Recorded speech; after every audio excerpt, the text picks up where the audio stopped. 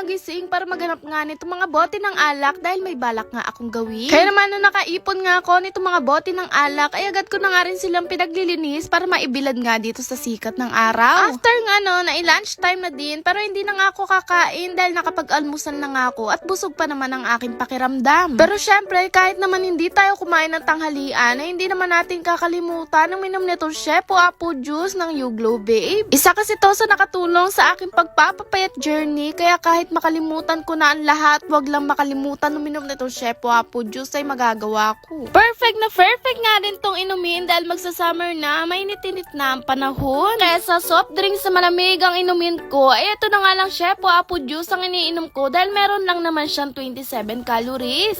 Talagang grabe na talaga sa pagka-perfect itong sa Shepo Apple Juice dahil meron lang naman siyang L-carnitine, glutathione, Garcinia cambogia, sodium ascorbate, at stevia.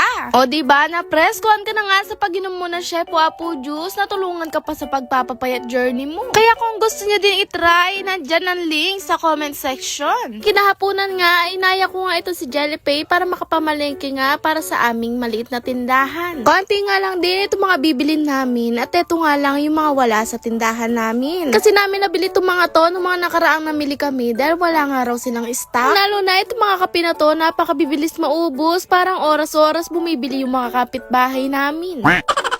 After noon ay pinagkukuha ko na din yung iba pang paninda na wala nga sa aming maliit na tindahan. Yan ang mga pinagbibili namin ni Jellypay at after noon ay nagbayad na nga rin kami sa counter. Fast forward, pag-uwi nga namin, ilang minuto lang nga ay dumating na nga itong inaabangan ko. Isa nga to sa pangarap ni Mother Dragon na nabubuhay pa nga siya. At nakakalungkot nga lang kung kailan nawala na siya, dun pa natupad. Pero kahit na ganoon, alam ko naman masaya siya kung nasan siya ngayon dahil paunti-unti na namin natutupad yung mga minsan pinangarap niya nung nabubuhay siya. Grabe, talagang tuwa-tuwa ako ng mga oras na to dahil hindi ko din ine-expect na magkakaroon pala kami ng ganito. Alam ko simpleng bagay lang sa inyo to, pero pangarap na namin to ni Mother Dragon noon pa. Yung bagay nga to sa mga bata dito sa amin dahil dumadayo pa nga sila sa kabilang barangay para lang makabili ng ice cream. Sakto naman din at pa-summer na, hindi na sila mahihirapan pumunta sa kabilang barangay para lang bumili ng mga ice cream. At ito nga si Jellypay, hindi pa man tumitigas yung ice cream, nanginginig na at gusto nang tikman lahat.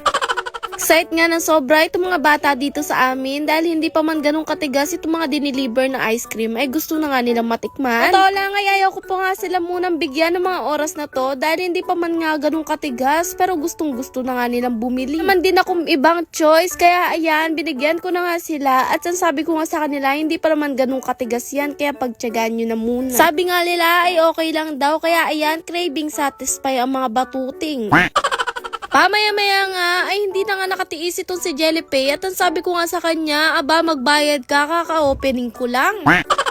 Wala na nga papaalam, mantimano, kumuha na nga siya ng barya sa bag ni Papa at nagbayad sa akin. Wala pa nga buong araw pero ito na nga yung kinita ko kahit medyo malambot pa nga yung ice cream. At after noon ay kinabit ko na nga rin tong karatula para rin malaman ng mga ibang bata na nagtitinda na nga ako ng ice cream. Diyos ko, konting iri at tiyaga na lang sa pagtitinda ay baka maging grocery na nga itong tindahan ni Mother Dragon. At sana rin hindi ako malugi kay Jellypay dahil nakakailang ice cream na nga siya. That's all. Thank you!